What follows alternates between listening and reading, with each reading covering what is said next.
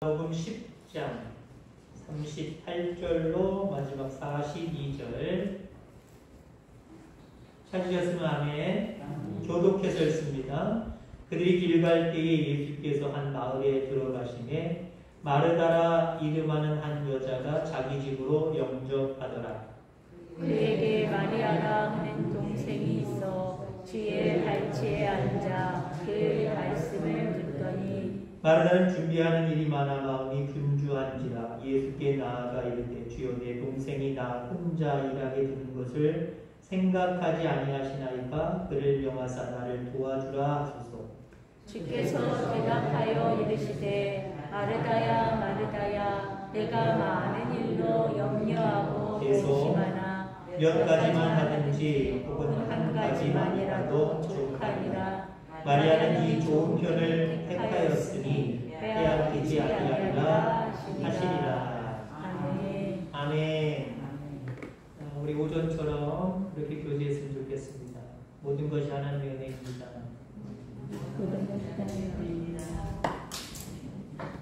감사합니다. 오 시간 계속해서 성도의 특징에 대한 이야기를 하고 있는데요. 오늘은 성도의 특징은 말씀상이다.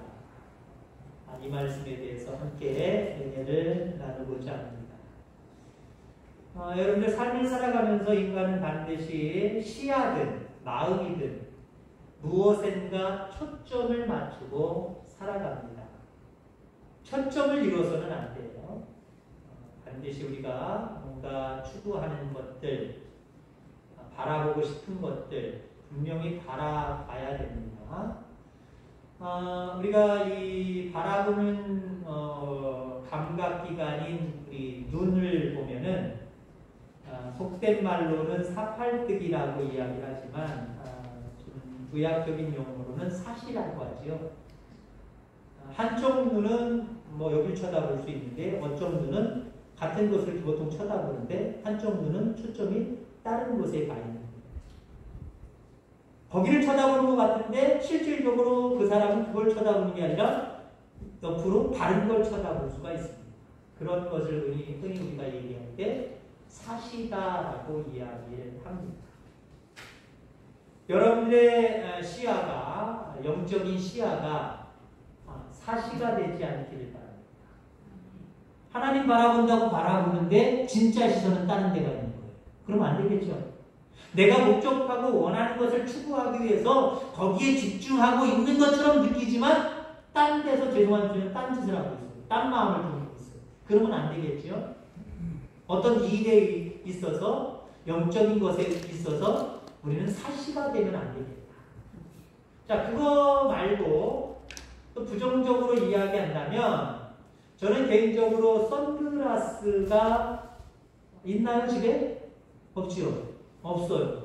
어쩌다가 싸구려 여기다 껴가지고 슬쩍 내렸다 올렸다 하는 것도 해봤습니다만은 제 체질상 선글라스는 잘 마음에 안 들더라고요.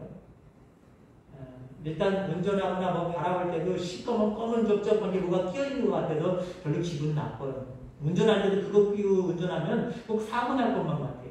정신이 집중이 안 돼요. 그래서 그냥 뭐 햇볕 차단하는 정도 선바이저 같은 그런 것들 그런 거나 좀 하죠. 선글라스 끼는 걸 처음에 예를 들어서 휴가나 아니면 아이들 한창 클 때 바닷가 갈 때 야 선글라스 하나 필요하다 사자. 막상 사는데요. 오래 못 가요.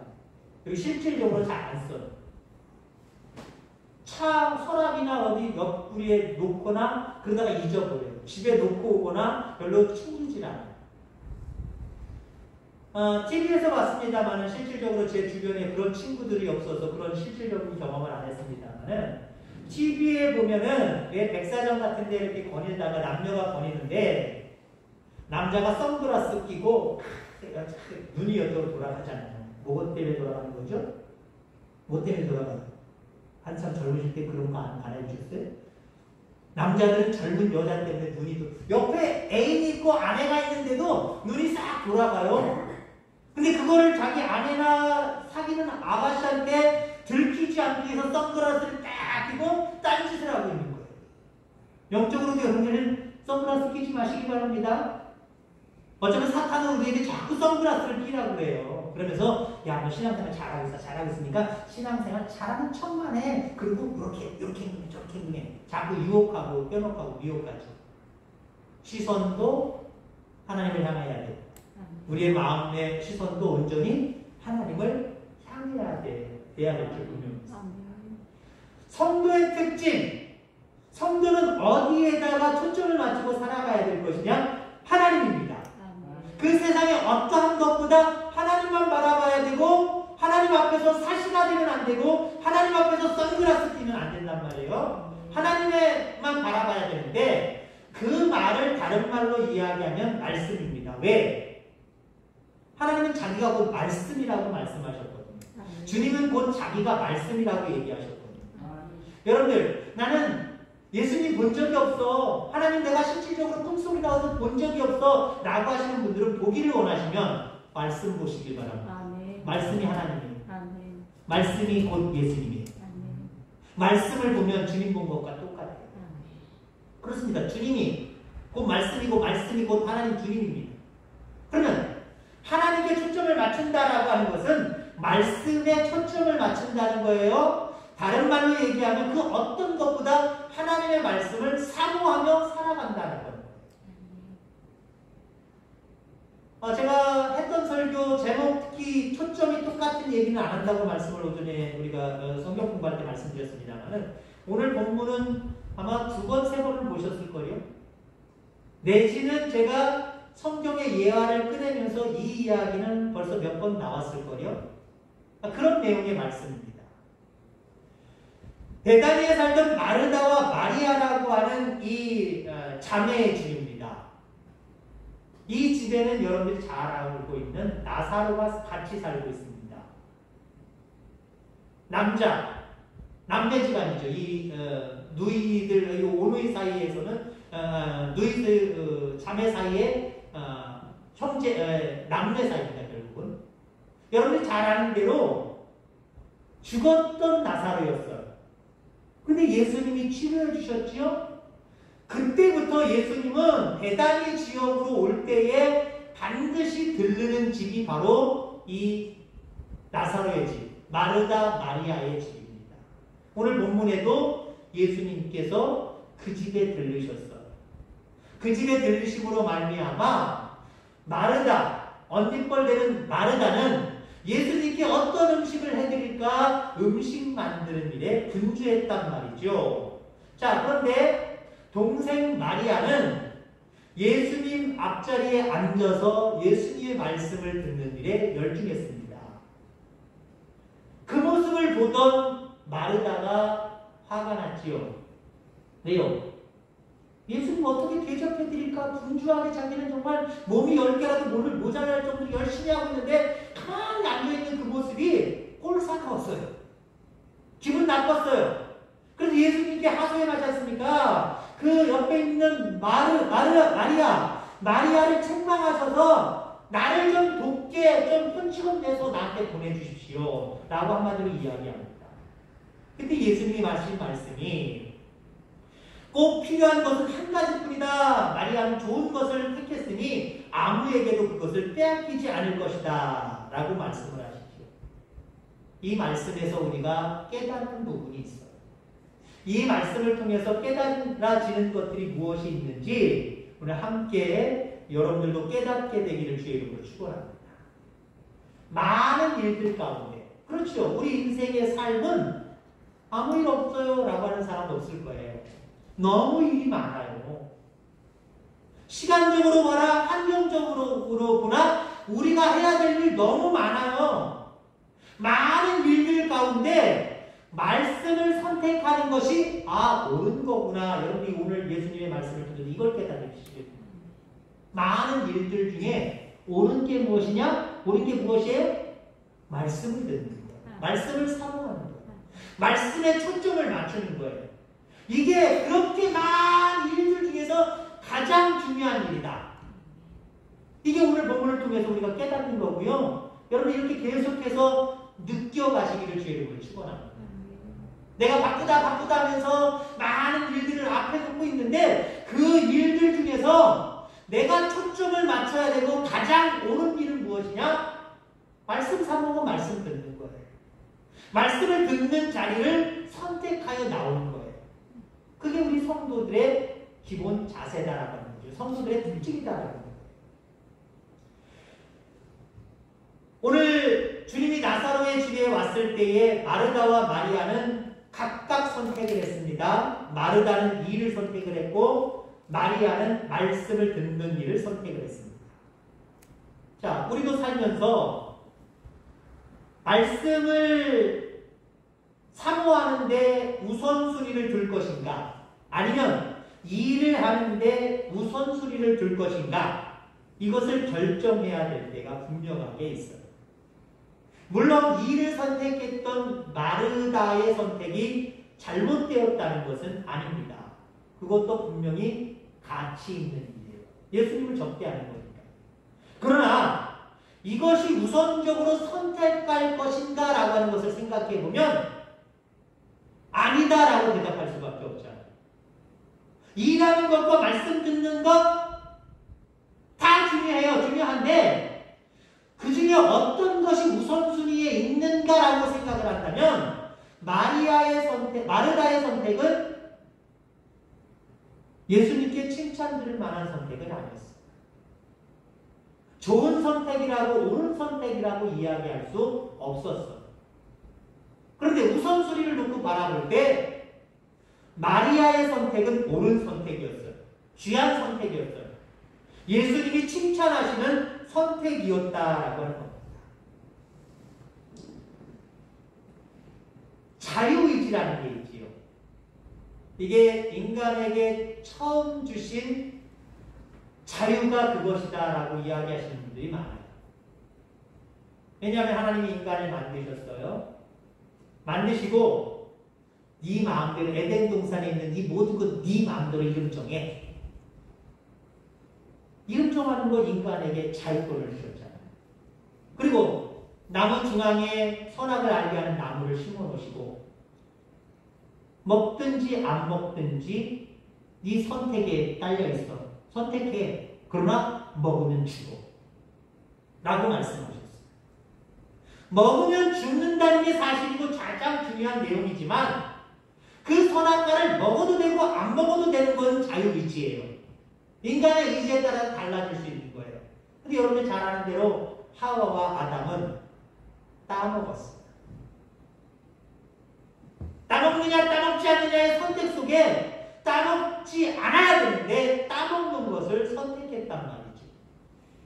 모세는 이스라엘 백성들이 고통당하는, 자기 민족이 다른 나라에서 종노릇하고 고통당하는 것이 안타까웠어요. 그래서 모세에게는 선택권이 있었어요. 그냥 나는 태어났을 때 석 달 때부터 바로 공주의 손에 의해서 큰 애국 사람이랑 똑같아. 이렇게 평안하고 권력을 누리는 삶을 계속해서 살 것이냐, 아니면 이걸 버리고 내 민족이 고통당하는 것을 어떻게든 내가 이들을 도와주고 해방시켜줄까, 이거를 선택하는 것 자유의지였어요. 근데 모세는 무엇을 선택했죠? 민족을 생각하고 민족을 살리는 것을 선택을 했습니다. 그러면 아담과 하와 그리고 모세, 또 그 밖에 많은 인물들을 들 수 있지만 그들이 선택한 것은 각각 달라요. 이걸 선택해도 그만, 저걸 선택해도 그만이지만 아무튼 그들이 각자 선택한 것이 있단 말이죠. 그 결과가 어땠지요? 아담과 그 결과가 어땠어요? 먹지 말아야 되는데 먹는 걸 선택한 그들의 결과는 어떻습니까? 오늘 이야기 안 하려고 합니다. 모세, 그냥 궁중생활을 하며 권력을 계속해서 누릴 수 있는 상황인데 그 상황을 버리고 민족을 선택했어요. 어쨌든 하나님을 선택했어요. 그 결과가 어떻습니까?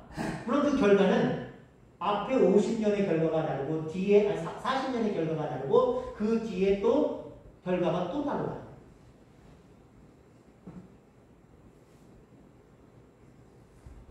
우리 앞에는 생명의 길과 사망의 길이 있습니다. 많은 사람들은 그저 생명의 길만 있는 줄 알아요. 이렇게도 사는 길이고 저렇게도 사는 길이고 라고 이야기해요. 아니요, 우리는 심각하게 받아들여요. 내가 이렇게 선택했을 때, 에이, 이럴 수도 있고, 저럴 수도 있고, 에이, 몰라. 그냥 인생 그냥 사는 거지. 그렇게 살아가지 마세요. 우리는 깊이 좀 묵상할 필요가 있어요. 요렇게 선택하고, 요렇게 선택했을 때, 나머지 그 결과들이 몇 년 후에, 몇 달 후에, 때는 몇십 년 후에 어떤 결과를 초래할 것인가, 하나님 앞에서 어떤 평가를 받을 수 있을 것인가, 이걸 생각하셔야 돼요. 그러면 그 선택의 여지는요, 어쩌면 그냥 평범할 수도 있지만 생명의 길을 선택하는 것과 사망의 길을 선택하는 것과 똑같을 때가 있단 말이에요. 그런데도 여러분들 에이 몰라 아무거나 선택하고 살지 그러실 거예요? 생명의 길을 선택하셔야 될 거라. 근데 이게 내 마음대로 됩니까? 이게 하나님의 은혜입니다. 이게 하나님의 역사예요. 어떻게 우리가 생명의 길을 선택할 것인가? 우린 잘 모른다니까요. 우린 몰라요. 훈수 주시는 하나님이 계셔야 돼요. 그럼 그 훈수는 무엇이냐? 하나님 직접 오셔서 나의 손을 붙들고 올바른 선택을 계속해서 인도하고 이끌어 가시느냐? 그건 아니잖아요. 말씀으로 이끌어 가시는 거예요. 말씀으로 인도해 주시는 거예요. 그래서 우리 믿는 우리들의 특징은 말씀을 사모하고 그 말씀을 주야로 묵상하는 거예요. 이 삶을 살아가는 저와 여러분들 다 되어지기를 주의 이름으로 축원합니다. 마르다와 마리아의 선택은 알고 보면 사소한 거예요. 예수님을 위해서 음식을 준비하느냐, 아니면 예수님이 말씀하시는 것을 듣느냐, 어쩌면 아무것도 아닐 수도 있어요. 자, 그런데 그것에 대한 예수님의 평가를 한번 보세요. 그러면 심각해지는 거예요. 사람의 입장에서 바라보면 이럴 수도 있고 저럴 수도 있고 있어서 이게 더 낫다고 하는 사람들은 마리아를 칭찬할 수도 있을 거고 마르다를 칭찬하는 사람들도 있을 거예요. 그러나 이래도 그만이고 저래도 그만, 아예 다 똑같지 뭐 다 귀한 일들이야 라고 말해볼 수도 있단 말이에요. 근데 예수님의 평가를 보세요. 마리아는 이 좋은 것을 택하였으니 빼앗기지 아니하리라. 좋은 것을 선택했대요. 뭘 선택한 건데요? 말씀 듣는 걸 선택했잖아요. 말씀을 사모하는 걸 선택했잖아요. 이게 사는 길이기 때문에 그래요. 이게 생명의 길이기 때문에 그래요. 이게 우리를 올바르게 인도하는 길이기 때문에 그래요. 여러분 어떤 상황 속에서도 많은 일들이 여러분들 앞에 주어졌다고 할지라도 그 일에 눌려서 쫓겨 살지 말고요. 그 많은 일들 속에서도 말씀 듣고 말씀 사모하는 걸 선택할 수 있는 저와 여러분들 다 되기를 주의 이름으로 축원합니다. 주님이 이 집에 왜 오셨어요? 나사로의 집, 마르다의 집, 마리아의 집에 왜 오셨어요? 배달이 왔으니까 내가 잘 아는 집, 내가 치료해서 깨끗하게 죽음에서 살아나게 했던 이 집, 나 이 집 편하네. 이 집 가면 나 반드시 좋은 먹을 음식 줄 거야. 나 그러니까 여기 가야지. 예수님이 어느 집에 가느냐 이거 생각하시고 이 집에 모르는 집에 가거나 오랜만에 가는 저 집 가면 분명히 대략 줄 거야. 맛없는 것만 줄 거야 라고 생각하시고 야 내가 죽은 사람 살려냈으니까 저 집 가면 상당히 희워지도록 음식을 먹을 수 있겠지. 그래서 음식을 탐하셔서 음식 때문에 나사로의 집에 가셨습니까? 예수님이 가신 목적을 알아야 돼요. 말씀하러 가신 거예요. 자기가 하나 행한 행동 때문에 공치사를 하고 매일 그 집 가신 게 아니에요. 그래서 뭐 봉투를 요구하든지 뭘 음식을 요구하든지 그러시려고 가신 게 아니에요. 하나님의 은혜 속에 살아가려고 애쓰는 그들에게 하나님의 말씀, 그 말씀을 더 증거하려고 그 집에 간 거예요. 여러분 예수님이 이 땅에 오신 것도 마찬가지예요. 지금 오늘 본문 속에 나사로의 집에 가신 이유도 말씀을 주시려고 가신 거고요. 예수님이 이 땅에 왜 오셨어요? 물론 여러 가지로 표현할 수 있겠죠. 우리를 구원해 주시기 위해, 우리를 하나님의 자녀 삼아 주시기 위해. 자, 우리를 구원하시는 능력은 어디에 있습니까? 복음에 있는 거예요. 말씀에 있는 거예요. 우리를 생명의 나라로 인도하는 것 어디에 있어요? 우리를 말씀을 주셔서 그 말씀을 통하여 말씀대로 순종할 때 생명의 길 가는 거잖아요. 결국 예수님이 이 땅에 오신 것은요, 말씀을 주시려고 오신 거예요. 그럼 말씀을 주시려고 땅에 오셨다고 한다면 말씀에 목숨 걸어야죠. 말씀 듣는 것이 우선순위여야 되죠. 말씀을 사모하는 것이 그 어떤 세상의 일들보다 우선순위에 두어야 이것이 좋은 거예요. 이것이 옳은 선택이에요. 이 옳은 선택이 여러분들에게 계속적으로 주님 오시는 그날까지 있게 되기를 주의 이름으로 축원합니다. 자, 그러면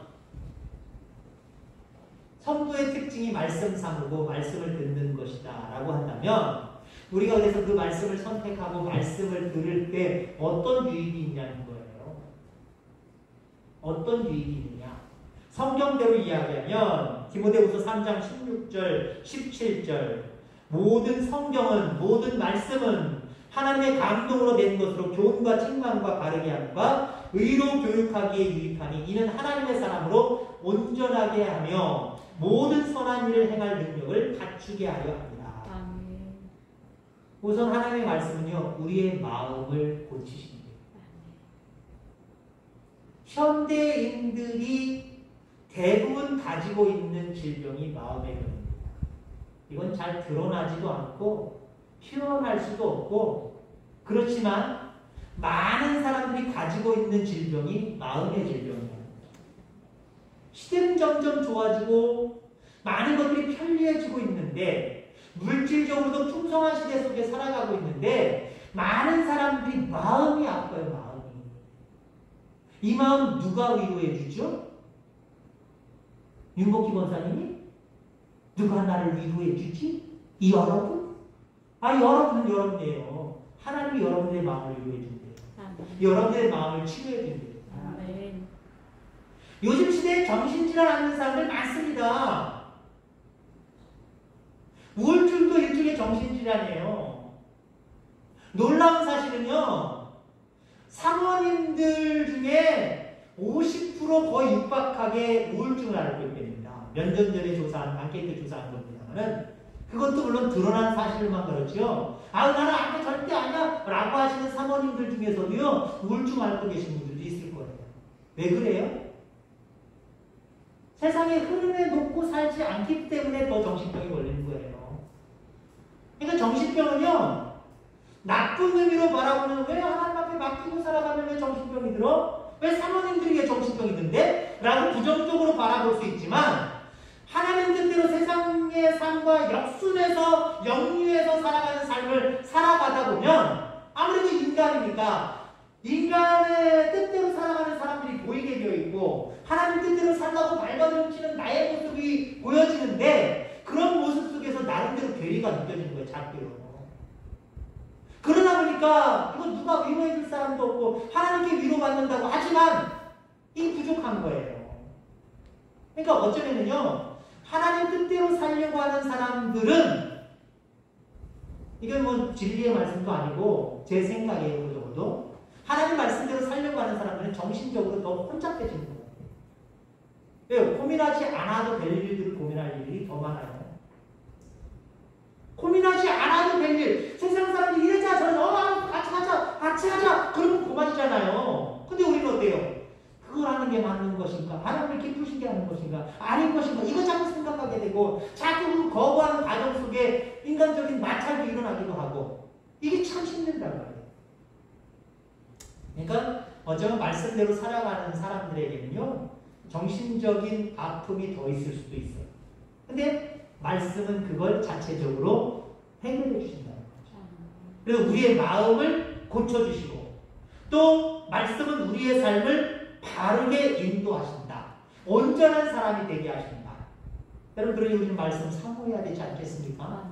말씀 사모하고 그 말씀을 신비에 새기고 살아가면 우리의 마음이 치유를 받고 온전해지고 바른 길로 인도받고 얼마나 좋아요.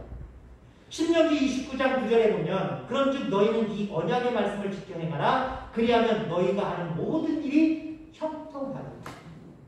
아마 우리 인간 모두가 믿는지 믿지 않는지 좋아하는 단어들 중에 형통이라는 단어 아마 순위적으로 앞순위에 소속돼 있을 포함되어 있을 거예요. 형통 얼마나 좋아요. 모든 것들이 막힘이 없이 뚫린다는 거잖아요. 근데 하나님의 말씀대로 살아가는 사람들은 그렇게 뚫리게 하신대요. 그렇게 뚫리게 하신대요. 그 말씀의 힘은 대단한 위력을 가지고 있다라고 하는 거예요. 심정 전문의이기도 하고 하버드 의대 교수인 허버트 벤슨이라고 하는 분이 계세요. 이 박사님이 뭐라고 얘기를 했냐면은 하나님의 말씀을 읽고 사모하는 사람과 그렇지 않는 사람들 사이에 아주 급격한 차이를 보이게 됩니다. 그래서 그 박사님이 연구를 했어요. 아침 저녁으로 병원에 있는 사람들 속에서 질병을 가지고 있는 사람들 속에서 아침 저녁으로 성경을 읽게 하고 어떤 무리들은 그냥 아무것도 안 읽고 그냥 일상적인 병원 생활하게 몇 달 동안을 조사를 했는 거예요. 근데 아침 저녁으로 성경을 읽었던 무리들이 이 치료의 속도가 상당히 빠르다는 것을 의학적으로 밝혀냈어요. 그래서 이 박사님은 의도적으로 환자들에게 연약함을 가지고 있고 아픔을 가지고 있는 환자들에게 꼭 성경을 읽으십시오라고 권하고 있습니다. 하나님의 말씀의 위력은 그죠. 그냥 우리 믿는 사람들끼리 얘기니까 하나님 말씀 귀한 거니까 중요한 거니까 좋은 거니까 많이 읽으세요. 이 정도가 아니에요. 하나님의 말씀은 의학적으로 증거되어진 거예요. 그 말씀에는 뭔가 우리가 알 수 없는, 인간이 알 수 없는 희한한 능력이 거기에 숨겨져 있어요. 왜 그럴까요? 살아계신 하나님, 천지를 창조하신 그리고 지금도 운행해 가시는 그 전능하신 하나님의 말씀이기 때문에. 왜 우리가 이야기하는 위대한 선조들이 이야기했던 것, 자서전이든 아니면 다른 사람들에 의해서 기록된 그 말씀들을 보면서 야, 이 사람 이렇게 살았구나, 살아있을 때 이런 말을 했구나, 거기에 우리는 많은 충격을 받기도 하고 그것이 나의 삶에 큰 영향을 주기도 하잖아요. 우리가 생각할 때 참 훌륭하게 잘 살았다 라고 하는 그 위인들의 이야기만 들어도 우리는 힘이 나고 뭔가 도전이 되는데, 우리 하나님은 천지만물을 그 어떤 인간도 해내지 못한 천지만물을 창조하셨고요. 지금도 빈틈없이 운행해 가시고 지금도 살아계셔서 우리의 생사학을 주관하시되 우리를 영원히 살리시는 분이에요. 그러면 그분이 과거에 말씀하셔서 과거의 역사 속에 끝나고 이 현실 세계에서 조금 영향받는 걸로 끝나는 말씀이에요? 아니에요. 우리의 미래까지 인도하고 책임지는 말씀이에요. 우리의 영생을 책임지는 말씀이에요. 하나님 말씀은 그렇다니까요. 그 말씀을 우리가 외면할 수 있어요? 아무렇지도 않는 세상의 다른 위인의 말처럼 그냥 치부할 수 있어요? 안 그래요. 하나님의 말씀은 우리 성도들에게 생명과도 같은 거예요. 이 생명과도 같은 하나님의 말씀, 늘 사모하고 옆구리에 끼시고 가슴의 신비에, 마음의 신비에 꼭 새기고 그 말씀대로 살아가는 저와 여러분들 다 되어지기를 주의 이름으로 축원합니다. 하나님 아버지 감사합니다.